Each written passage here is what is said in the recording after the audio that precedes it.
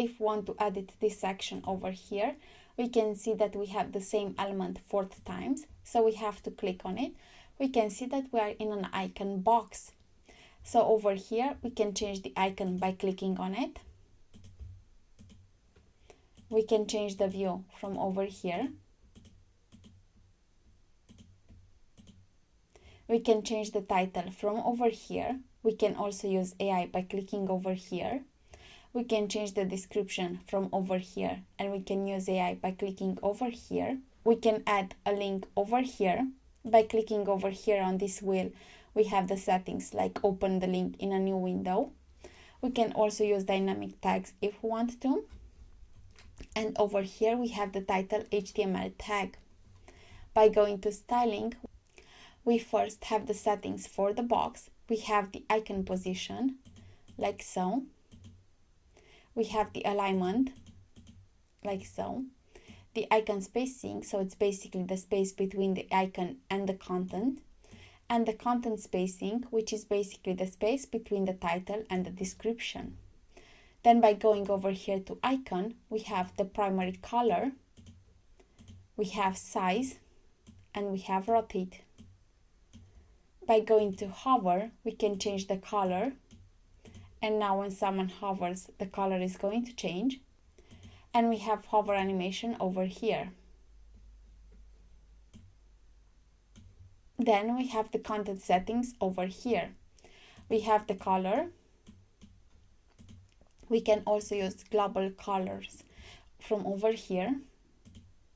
We have the typography, the font family, the size, the width, the style, and so on, the line height, the letter spacing, and the word spacing. We could also use the global typography from over here. We have the text stroke and the text shadow. Over here we can change the color and the opacity. Then we have the blur and the distance. And then we have the options for descriptions. We have the text color over here for the description. We have the typography settings for the description over here, and the text shadow for the description over here. And we also have some advanced settings over here.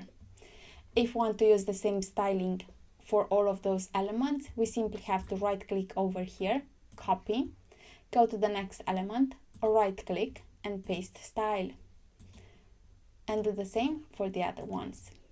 We can see that we have a line over here between the elements. In order to edit that line over there, we simply have to go to edit the container. So let's click over here.